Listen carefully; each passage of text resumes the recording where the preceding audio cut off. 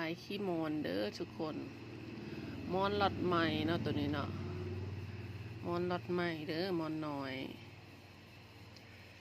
กำลังถ่ายตัวนี้จะเป็น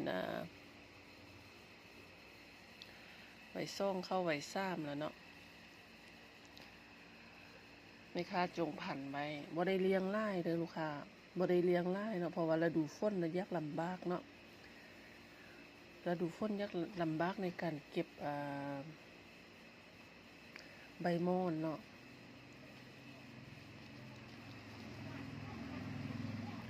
ลำบากเท่าได้เฮาก็สู้เนาะ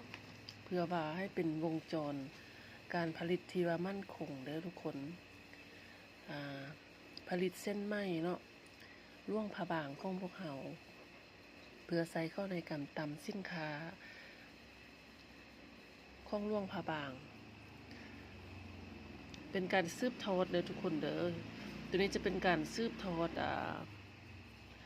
วัฒนธรรมลาวเนาะการปลูกมอนเรืองมอนการตำฮูกทอไหมเด้อทุกคนช่วยกันส่งเสริมเนาะลูกค้าท่านได้เข้ามาเบิ่งก็ช่วยกดไลค์กดแชร์เป็นกำลังใจให้พวกเฮาได้เด้อเนาะแม่ค้าจะคอยอัปเดตเนาะตัวนี้เป็นเลี้ยงมอนไว้ซ่องเนาะลูกค้าเนาะไว้ซ่องเข้าไว้ซ้ำแล้วเนาะแม่ค้าจะฝักผสมพันธุ์ฝักไข่อันนี้มันได้ว่าแม่ค้าฝักไข่ใส่ในกล่องไม้กล่องนี้เลยเนาะแม่ค้าเฮ็ดแบบว่าตามใส่สิ่งที่มีอยู่เนาะประยุกต์ใส่สิ่งที่มีอยู่เด้อเพราะว่าแม่ค้าเลี้ยงอยู่ในเมืองเลยลูกค้าแม่ค้าบ่ได้ไปเลี้ยงอยู่ฟาร์มอยู่สวนเนาะแม่ค้าเลี้ยงอยู่ในเมืองฉะนั้นมีตัวได้แม่ค้าก็ใส่ตัวนั้นก่อนเนาะแล้วก็การที่มันจะเคลื่อนย้ายอุปกรณ์ก็ยากลำบากนิดนึงเนาะฉะนั้นตัวนี้แม่ค้าทดลองใส่แบบปฐมประทานเนาะเลี้ยงแบบปฐมประทานไล่สุดก็ประสบผลสำเร็จดีเนาะมอนปลอดภัยดีแข็งแรงดีเนาะแต่ว่าเที่ยวนี้แม่ค้าบ่ได้ซอยใบมอนเด้อบ่ได้ซอยแต่ว่าใบมอนเป็นใบไม้อ่อนๆเนาะก็ใส่ได้คือกันเนาะผู้ใดสะดวกซอยก็ซอยแต่ว่าดีแท้ก็ซอยหลายน้อยมันตามทึกหลักเกณฑ์หลักการของเพิ่นเนาะแต่ว่าตัวนี้แม่ค้าบ่ได้ซอยเนี่ยเอาใบมอนนะวิธีการทายก็ทายแบบง่ายๆเนาะเอาใบมอนให้กินล่ะเห็นบ่เอาใบมอนให้เพิ่นกินเนาะแล้วเพิ่นขึ้นมาบ่เพิ่นขึ้นมาเขาก็จับเอาใบมอนออกไปเลยเนาะในท่าเพิ่นขึ้นลายก่อนนี่ขึ้นยังเพิ่นลายดิคันตัวอย่างดิแต่เพิ่นขึ้นมาแบบนี้เนาะก็ย้ายไปเลยเด้ย้ายไปใส่บอนที่ว่าเฮาอยากเอาไปเนาะกระด้งนี่เฮาอยากเอามาใส่กระด้งนี่เนาะกระด้งนี่ก็กระด้งมูลกระด้งมั่งเด้อพี่น้องเด้ใส่กระด้งมูลกระด้งมั่งนะทุกคนเนาะอันนี้ตัวได้ใส่ตัวนั้นเนาะอันย้ายมาแบบง่ายๆอันผู้ใดสนใจอยากเลี้ยงม่อนเนาะก็สามารถศึกษาได้เด้ออันเลี้ยงม่อนก็ยากอยู่แต่ว่าเฮ็ดได้เนาะทุกคนเนาะเฮ็ดได้เนาะสามารถเลี้ยงและเศร้าเองหรือว่าสามารถเลี้ยงเราค่ายฝักลอกก็ได้เนาะพวกเราจะเก็บซื้อผักลอกมาเศร้าเนาะเพื่อว่าให้มันมีเส้นไหมเพียงพอเด้อทุกคนเด้อช่วยกันรักษาเนาะช่วยกันปลูกช่วยกันเลี้ยงช่วยกันรักษาเพื่อว่าให้มีเส้นไหมเพียงพอเข้าในการผลิตโดยเฉพาะก็แม่นสินค้าของโรงพยาบาลเฮาเนาะเฮ็ดให้ถ้าว่าเฮามันพัฒนาตัวเองนะมีการเลี้ยงมีการสร้างมีการเฮ็ดแบบต่อเนื่องเนาะซี่มือเขาก็จะพัฒนาขึ้นเด้อทุกคนเด้อเฮ็ดให้เส้นไหมมีคุณภาพเนาะเมื่อเส้นไหมเฮามีคุณภาพแล้วทุกคนเวลาเฮาเฮ็ดสิ้นเฮ็ดฝ้ายเฮ็ดผ้าพันคอผ้าตูมผ้าโซฟาเฮ็ดสินค้าทุกอย่างที่ผลิตโดยไหมของโรงพยาบาลเฮาก็จะมีคุณภาพดีและค่ายก็จะได้ราคามีความโดดเด่นแตกต่างเป็นที่นิยมของลูกค้าเด้อทุกคนเด้อฉะนั้นอยากสักสวนเนาะพ่อแม่เอ้ยน้องเนาะหรือว่าลุงป้าน้าอาผู้ใดที่ว่าสนใจอยากปลูกม่อนเลี้ยงม่อนเนาะก็ให้เริ่มต้นเดี๋ยวนี้เลยเนาะตลาดเฮามีหลายเนาะสำหรับการสมไซเส้นไหม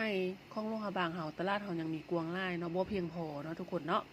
ท่านผู้ใดที่ว่า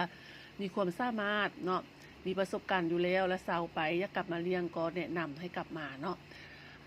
คือว่าผู้ใดที่สนใจอยากปลูกไม้เลี้ยงไม้มีดินดอนตอนหญ้าลายเนาะ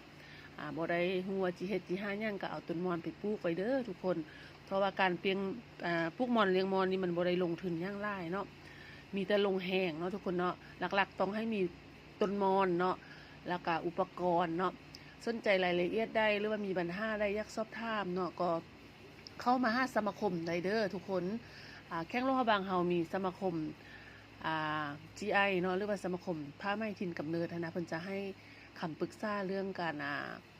ปลูกมอนเลี้ยงมอนแนะนำตลาดให้เนาะเพราะว่าเพิ่นส่งเสริมให้สาบานเนาะสมาคมพวกเฮาส่งเสริมให้สาบานปลูกมอนเลี้ยงมอนเด้อพร้อมทั้งเก็บซื้อเส้นไหมเนาะเส้นไหมคล้องหลวงพระบางพวกเฮาเด้อทุกคนมาแนะนำข้อมูลเด้อซึ่งว่าอันห้องการของพวกเฮามันอยู่อยู่หน้าโรงเรียนประถมหลวงพระบางเด้อไกลๆกับโรงเรียนประถมหลวงพระบางโรงเรียนอนุบาลนะทุกคนอยู่แถวนั้นเด้อผู้ใดอยากไปยามอยาก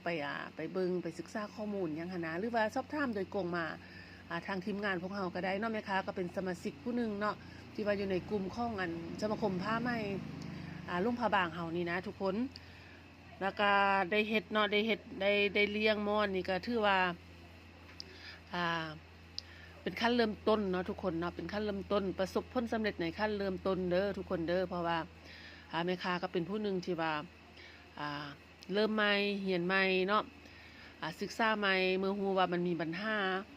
มีใบมอนขาดแคลนเนาะแม่ค้าเฮ็ดธุรกิจนี้มาเฮ็ดผลิตสินไหมเนาะว่าจะเป็นไหมฝ้ายปักดิ้งเนาะตำฮูกหรือว่าเฮ็ดทุกอย่างรีไซเคิลต่างๆนี่มาได้10กว่าปีแล้วเนาะแม่ค้าเริ่มเป็นทางการเนาะปี2011เด้อทุกคนเริ่มธุรกิจเป็นทางการเนาะในปี2011เนาะเมื่อแม่ค้าเฮ็ดสินค้าหลวงพระบางโดยเฉพาะแม่นสินค้าบ่ว่าจะเป็นฝ้ายเนาะหรือว่าไหมโดยเฉพาะก็แม่นไหมนี่ถือว่าขาดแคลนหลายเนาะขาดแคลนหลายเนาะจนมาได้ใช้ไหมนำเข้าและก็ไหมภายในที่ว่าผลิตอยู่แขวงอื่นโดยเฉพาะก็เป็นแข้งเสียงข่วงบ่แข้งสำเนื้อบ่เนาะที่ว่าเฮาได้นำใช้ไหมเพิ่นนะแข้งโลหะบางก็มีน้อยเนาะมีน้อยหลายฉะนั้นเห็นถึงความลำบากนะลูกค้าฮู้บ่สมัยแต่ก่อนที่แม่ค้ายังบ่ทันเฮ็ดนะจักใดไม่ลาวโดยเฉพาะไม่หลวงพระบางนะยากกว่าซื้อขำอีกลูกค้าแม่ค้ายักใดขำนี่แม่ค้าไปตลาดเลยจกเงินใส่ท่งไปตลาดเนาะสิเอาสำได้ขำนะ5 บาท10 บาท20 บาทมีค่ายเต็มตลาดเลยขำนะแต่ในความเป็นจริงแล้วเวลาที่แม่ค้ายักใดม้อนนะยักใดไม่ม้อนนะลูกค้าเอ้ยยิ่งกว่าซอกซื้อขำลูกค้าช่วงนั้นนะแม่ค้าก็ถือว่าเป็นคนนุ่มน้อยแหละเนาะยังบ่มีประสบการณ์แล้วก็ยังบ่ฮู้จักผู้คนหลากหลายเนาะบ่ฮู้จักเส้นทางของไม้เพิ่นว่าซั่นซะหรือว่าเส้นทางไส้ไม้เนาะเว้าแบบยิ่งใหญ่อลังการเนาะก็ลำบากในการซอกไม้ลาวเฮาเนาะเมื่อได้เรียนได้ฮู้ได้ศึกษาแล้วก็ตกลุ่มหักเลยทุกคนหักเลยลงไล่เนาะเป็นชีวิตจิตใจเลยเนาะได้ไปเบิ่งชาวบ้านแล้วก็ได้ไปศึกษาเนาะได้ไปเรียนรู้ตัวได้บ่ฮู้ก็ถามเพิ่นเนาะเพราะว่าผู้เฒ่าผู้แก่เพิ่นก็บ่ได้เป็นคนขี้ทีเนาะโดยพื้นฐานของคนลาวเฮานะมีจิตใจอ่อนโยนเนาะเอื้อเฟื้อเผื่อแผ่เนาะทุกคนเนาะเพิ่นก็ได้ให้ความรู้เนาะแม่ค้าก็คอยศึกษาเรียนรู้แล้วแม่ค้าก็ได้ตัดสินใจครั้งยิ่งใหญ่เลยเนาะในปี2019เนาะแม่ค้าก็มีซื้อดินดอนต้นหญ้าไว้นะบ่ได้เฮ็ดหยังเนาะแม่ค้าก็เอามาพัฒนาเฮ็ดเป็นสวนมอนเนาะทุกคนเนาะเฮ็ดเป็นสวนมอนก็มีความยุ่งยากลำบากหลายเนาะ1แม่นเรื่องทุนหอนเนาะ2แม่นเทคนิคทางด้านความรู้วิชาการหรือว่าประสบการณ์ของเฮานี่แหละบ่มีเพราะว่าแม่ค้าเป็นคนที่ว่าศึกษาเรียนรู้ใหม่เนาะบ่เข้าใจตัวใดก็ค่อยเฮ็ดค่อยไปอาศัยความพยายามภาคเพียรและความตั้งใจอย่างเด็ดเดี่ยวเนาะในการที่ว่าเฮ็ดสวนมอนเนาะท้ายปี2019พอดีแม่ค้าเปิดสวนมอนปึ๊บเนาะโควิดก็มาทุกคนป้าที่เกือบตายเนาะลูกค้าเนาะ เกือบตายเนาะเพราะว่าก็พอดีโควิดมาบ่มีหยังเฮ็ดก็ไปซุ่มเฮ็ดสวนมอนนั่นแม่ค้าเฮ็ดมานี่แต่2019นี่ก็หลายปีเติบได้เนาะลูกค้าเนาะ4 ปีเข้าปีที่4ที่5ประมาณนี้เนาะก็ส่วนก็เติบใหญ่ขยายตัวตามกาลเวลาของมันเองเนาะมีความคืบหน้าเห็นถึงความพยายามของตัวเองและทีมงานโดยเฉพาะก็เป็นชาวบ้านนั่นแหละแล้วก็ผู้ใหญ่ที่ว่าใจดีอุปถัมภ์ส่งเสริมอยากให้เฮาสืบต่อหมู่เสืออันดีงามนี้เนาะแล้วก็ช่วยพัฒนานี่ผู้ใหญ่หลายคนเพิ่นก็หักแพงเนาะให้การส่งเสริมสุขยู่เนาะผลักดันมื้อใดที่แม่ค้าเมื่อยเนาะหมดกำลังใจก็มีแต่น้องที่ว่าเฮ็ดเวียกหัตถกรรมนำกันนี่แหละให้ความหักความหวังให้กำลังใจเนาะ